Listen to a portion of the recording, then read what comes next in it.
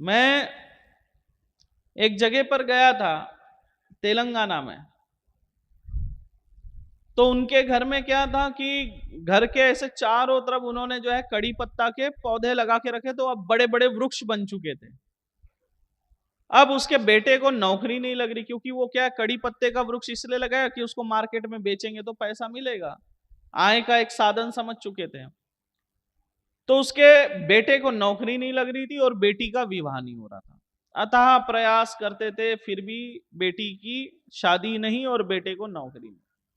तो मैं बोला ये देखो, ये जड़ है, तुम्हारे ऊपर किसी ने तंत्र नहीं किया, लेकिन ये जो तुमने लगा के रखा है ना घर के इर्द गिर्द, यही दिक्कत दे रहा है। मैं बोला इसको काटो सबसे पहले।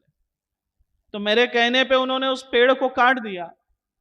आपको बता दूं, 15 दिन में लड़के को नौकरी लगी, 1.5 महीने में लड़की की शादी हो गई, जो कि 4-5 वर्षों से नहीं हो रहा था। एक ऐसा ही किस्सा कि उसको 4 बेटी थी, 3 बेटी की तो शादी हो गई। अब 3 बेटी की शादी होने के बाद में उन्होंने घर में कहीं से या किसी के यहां से लेकर आया होगा कड़ी पत्ते का पौधा लगा दिया। अब वो 1-2 साल में बहुत ऊंचा चला गया, और फिर बाद में वो लगभग 7-8 साल हो गए। 3 लड़की की तो शादी होगी, लेकिन 7-8 साल का गैप हो गया, चौथी लड़की की शादी ही नहीं हो रही थी। रिश्ते आते थे, देखते थे, चले जाते थे। फिर मेरे पास वो लोग आए, मैं बोला तुम्हारे घर पे कड़ी पत्ते का पौधा है? बोले हाँ, फोटो भेजो।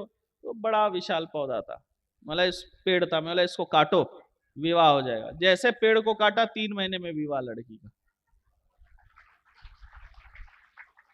जिस जिसके घर पे, देखो मैं बता रहा, जिस जिसके घर पे आपको कड़ी पत्ते का वृक्ष दिखेगा बड़ा, तो आप ये सब भविष्यवाणी कर देना, वो आपको त्रिकालदर्शी समझ लेगा, बोलेगा महाराज है, आप तो सब बता दिया हमारे बारे में। ये होगा उसके घर पे, वो सुखी नहीं रह सकता। लिख कर देता हूं इस टाइम पे, वो सुखी नहीं रह सकता, जरूर उसके घर में विघ्न रहेगा। तो जब जैसे ही वो कड़ी पत्ते का पौधा काटते, जीवन में सुख शांति आ जाती है।